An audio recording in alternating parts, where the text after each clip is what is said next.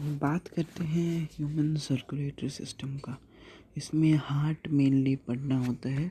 Heart जो होता है वो आउटर लेयर में सराउंड किया जाता है पेरिकार्डियम से। उसके अंदर पेरिकार्डियल फ्लूइड रहता है। Inner pericardial, visceral and parietal pericardial होता है, उसके अंदर पेरिकार्डियल फ्लूइड रहता है। फिर उसके बाद जो हमारा हार्ट है वो मायोजेनिक इन नेचर है, यानी कि उसे कंट्रोल किया जा सकता है खुद से, मतलब कंट्रोल होता है। उसे कंट्रोल नहीं किया जा सकता है, मतलब नर्व इम्पल्स से वो जनरेट नहीं होता है, न्यूरोजेनिक नहीं है। फिर ये हमारा हार्ट जो है 4 चेम्बर्ड हार्ट है और ये सबसे इवॉल्व्ड फॉर्म ऑफ हार्ट है। अब आते हैं सर्कुलेशन, समझते हैं कैसे कैसे सर्कुलेट होता है ब्लड बॉडी में। सबसे पहले इन्फीरियर वेना कावा में ब्लड आया टिश्यूज से डीऑक्सीजनेटेड वाला inferior vena cava, superior vena cava में। फिर उसके बाद राइट एट्रियम में गया वो ब्लड, वो भी डीऑक्सीजनेटेड ब्लड है। यहाँ पर राइट एट्रियम से फ्लो बैक होने का चांस नहीं रहता, क्योंकि उस तरीके से ये इन्फीरियर वेना कावा और सुपीरियर वेना कावा अटैच्ड होता है। फिर आता है ट्राइकस्पिड वाल्व। ट्राइकस्पिड वाल्व जो होता है वो मस्कुलर फ्लैप है, वो ओपन होता है तो फिर वो होल्ड किया जाता है कॉर्डेट टेंडिने से। कॉर्डेट टेंडिने भी पैपिलरी मसल से होल्ड, मतलब अटैच्ड रहता है, टू प्रिवेंट बैक फ्लो में मदद करता है, बैक फ्लो नहीं होने देता है ब्लड का। फिर उसके बाद आता है ट्राइकस्पिड वाल्व जब खुल गया उसके बाद जो ब्लड रहेगा वो पास कर जाएगा राइट वेंट्रिकल में, वो डीऑक्सीजनेटेड ब्लड होगा। फिर उसके बाद राइट वेंट्रिकल में पास होने के बाद वो प्रेशर वेंट्रिकल का बढ़ जाएगा, जिसके कारण ट्राइकस्पिड वाल्व बंद हो जाएगा। और ट्राइकस्पिड वाल्व के बंद होने के कारण एक साउंड प्रोड्यूस होगा जिसको कहते हैं लब। उसके बाद जो पल्मोनरी सेमीलुनर वाल्व है वो खुल जाएगा, ब्लड रैपिड इजेक्ट करेगा क्योंकि प्रेशर बढ़ा हुआ था, इजेक्शन करेगा ब्लड का। फिर उसके बाद पल्मोनरी आर्टरी जो है जो डीऑक्सीजनेटेड ब्लड को लेके जाएगा, 2 ब्रांच में आगे जाके डिवाइड होता है, लंग्स में जाके उसे डिफ्यूज़ कराएगा, O2 लाएगा, फिर से जो बॉडी टिश्यूज में जाएगा एल्वुलाई के पास। फिर पल्मोनरी वीन वो बनेगा 2 फ्रॉम ईच लंग्स और उसको ड्रेन करेगा लेफ्ट एट्रियम में, जिसमें 4 पल्मोनरी वेन आ रहा होगा क्योंकि 2 हर एक लंग से अराइज किया तो इसीलिए। फिर बाइकस्पिड वाल्व खोला जो कि कोऑर्डिनेट एंटीने से ये भी अटैच था। फिर उसके बाद जो ब्लड है वो राइट वेंट्रिकल में फ़्लो किया। राइट वेंट्रिकल में फ़्लो करने के बाद आयोटिक सेमिलुनर वाल्व खोला। आयोटिक सेमिलुनर वाल्व खोला तो उसके बाद ब्लड जो भी है वो सारे पार्ट में गया बॉडी का।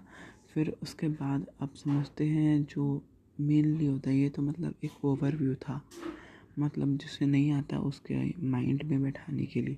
अब आते हैं जो रियल वाला है उसे समझते हैं। अब तो आप लोग समझ लिए कि कैसे ब्लड आ रहा है और कैसे ब्लड जा रहा है, कहाँ जा रहा है, क्या हो रहा है। अब आते हैं जो मतलब एक साथ हो रहा है। इन्फीरियर वेना कावा से ब्लड आया, सुपीरियर वेना कावा से डीऑक्सीजनेटेड ब्लड आया, राइट एट्रियम में गया, ठीक है। राइट एट्रियम में ट्राइकस्पिड वाल्व खुला।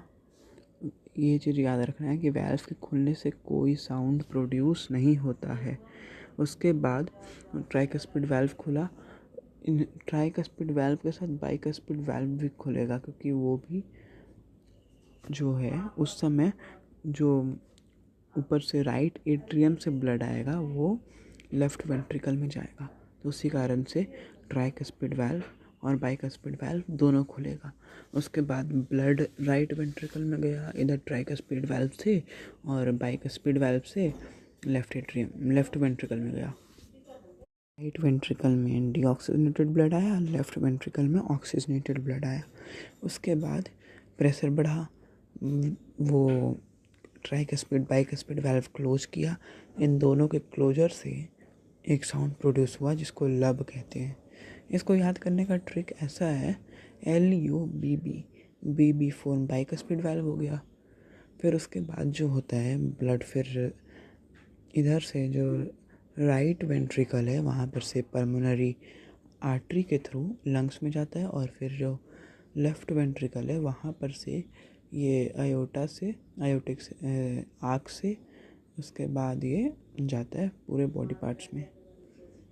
फिर उसके बाद क्या होता है, जैसे जो ब्लड जब इजेक्ट हो गया तो वो वैल्व को बंद होना ज़रूरी है। मतलब अगर आयोटिक सेमिलुनर वैल्व और पल्मोनरी सेमिलुनर वैल्व बंद नहीं होता है तो ब्लड जो बाहर गया वो बैक फ्लो हो सकता है, तो उसी कारण से वो बंद होगा। और फिर उसका बंद करना एक नया साउंड जनरेट करेगा जिसको कहते हैं dup. Dup for you can learn this as DUP, P for pulmonary artery, तो ऐसे याद कर सकते हो। फिर उसके बाद अब क्या हुआ, वो ब्लड चला गया पूरे बॉडी पार्ट्स में और फिर से ये प्रोसेस कंटिन्यू करता रहा। तो वो पूरा कॉन्सेप्ट क्लियर हुआ होगा हार्ट सर्कुलेशन का। अब नेक्स्ट टॉपिक में बढ़ते हैं। अब आते हैं कार्डियक साइकिल। जो कार्डियक साइकिल है ये हार्ट में जितना टाइम सिस्टोल और डायस्टोल हो रहा है उसको मेज़र करने के लिए बनाया गया है। मतलब इसी साइकिल में हमारा हार्ट वर्क करता है। ये सिस्टोल होता है जिसमें कॉन्ट्रैक्शन होता है, डायस्टोल में रिलैक्सेशन होता है। फिर उसके बाद आते हैं मतलब जो हमारा कार्डियक साइकिल हुआ उसमें जो 0.1 सेकेंड होता है वो एट्रिकुलर सिस्टोल के लिए होता है, और फिर जो 0.3 सेकेंड का होता है वो वेंट्रिकुलर सिस्टोल के लिए होता है, और जो फिर 0.4 सेकेंड होता है वो जॉइंट डायस्टोल के लिए होता है। जो हमारा कार्डियक साइकिल है वो टोटल मिला के 0.8 सेकेंड का होता है, यानी कि 0.1 second arterial systole, 0.3 second ventricular systole, 0.4 second joint diastole. जैसे जो 0.1 सेकेंड में आर्टेरियल सिस्टोल हो रहा है, फिर जो भी टाइम बचा रहेगा यानी कि 0.3 plus 0.4 that is equals to 0.7 second, वो दोनों में एट्रियल डायस्टोल होगा 0.7 सेकेंड्स का।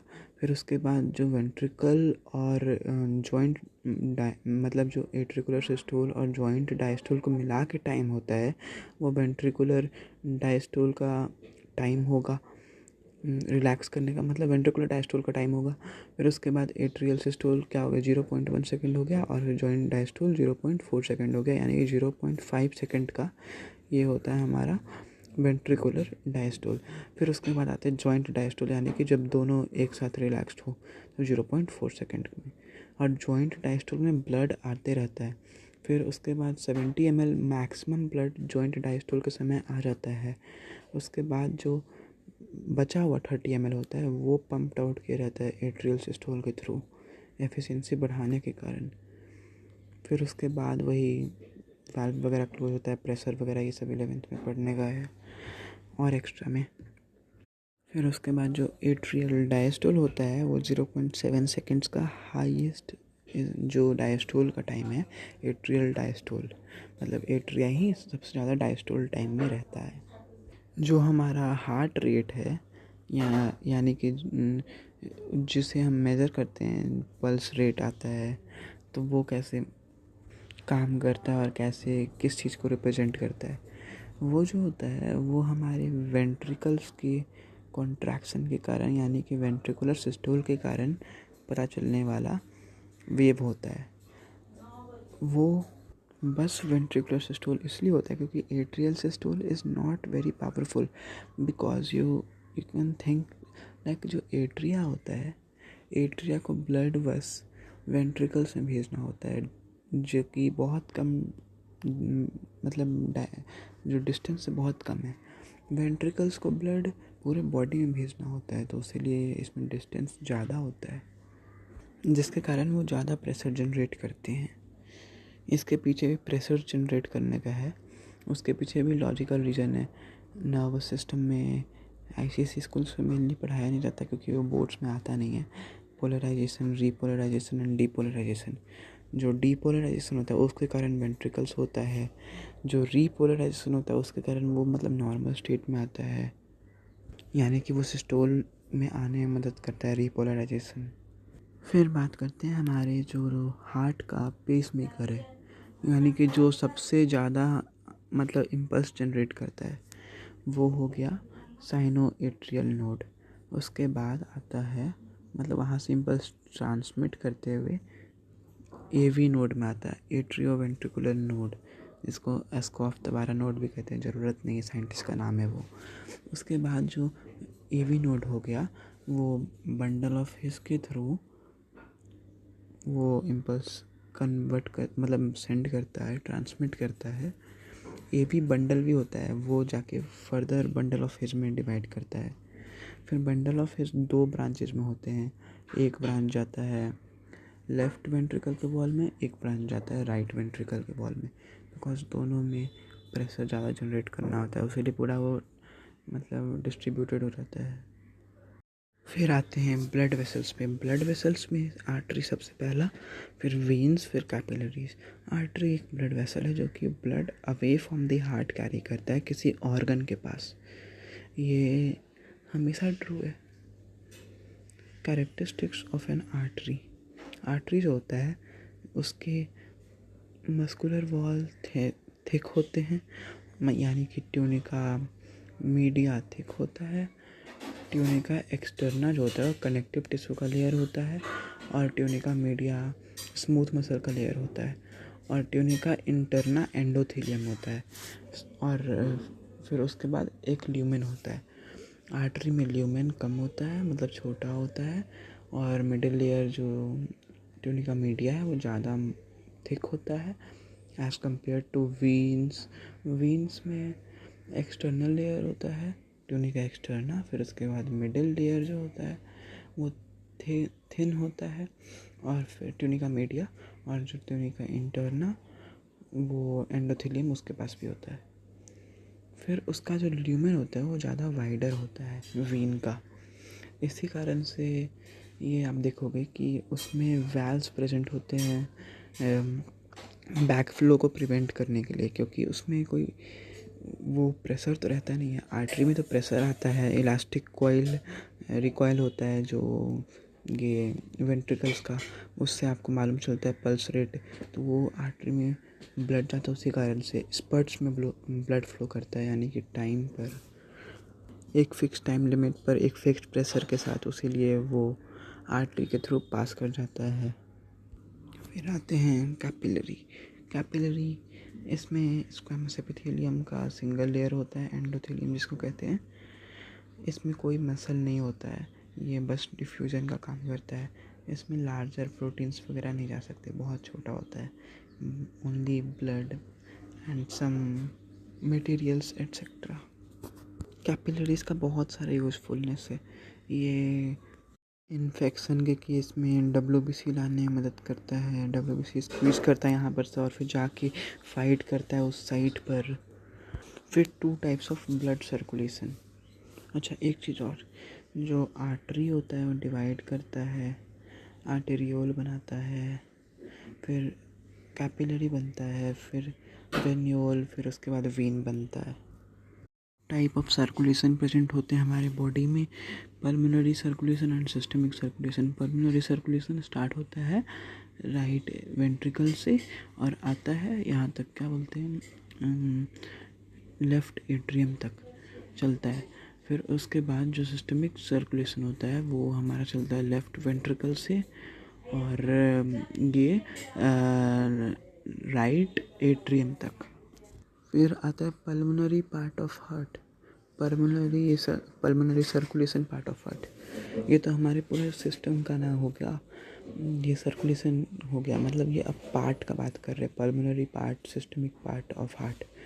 जो पल्मोनरी पार्ट हो गया वो राइट एट्रियम और राइट वेंट्रिकल हो गया, क्योंकि वहाँ पर से जो ब्लड होता है वही ब्लड जाता है और वही ब्लड प्योरीफाई होता है। और जो सिस्टमिक हार्ट हो गया वो हमारा राइट वेंट्रिकल और राइट एट्रियम हो गया, क्योंकि यहीं पर ब्लड आता है और फिर ब्लड यहीं पर से ऑक्सीजनेटेड वाला पंप होता है बॉडी को, तो इसलिए सिस्टमिक इसको कहें, सिस्टमा यानी कि बॉडी हो गया। फिर उसके बाद ये पल्मोनरी वाला मतलब लंग्स वाला पार्ट हो गया, वहाँ पर से केवल लंग्स को जाता है, और ये सिस्टमिक वाले से केवल ये बॉडी पार्ट्स को जाता है। फिर आते हैं hepatic portal system. So what is portal system? Portal system यही है, किसी ऑर्गन से स्टार्ट करना है और किसी ऑर्गन के कैपिलरीज में एंड कर जाना है। किसी ऑर्गन से स्टार्ट करना है और किसी ऑर्गन में ही जाके एंड करना है। ये हो गया हेपाटिक मतलब पोर्टल सिस्टम। हमारे शरीर में 2 टाइप्स ऑफ पोर्टल सिस्टम है। एक हाइपोफाइसियल पोर्टल सिस्टम जो कि हमारे हाइपोथैलेमस के पास प्रेजेंट है। एक हेपेटिक पोर्टल सिस्टम जो कि लिवर में प्रेजेंट है। और फ्रॉग में 3 टाइप ऑफ पोर्टल सिस्टम होता है। Hepatic portal system, renal portal system और हाइपोफाइसियल पोर्टल सिस्टम। तो हेपेटिक पोर्टल सिस्टम में आते हैं वापस से। हेपेटिक पोर्टल सिस्टम में क्या होता है, वो स्टमक एंड इंटेस्टाइन से मतलब कनेक्टेड रहता है। वहाँ पर से जितने भी न्यूट्रिएंट्स आते हैं वो पहले लिवर में आते हैं हेपेटिक पोर्टल सिस्टम के थ्रू।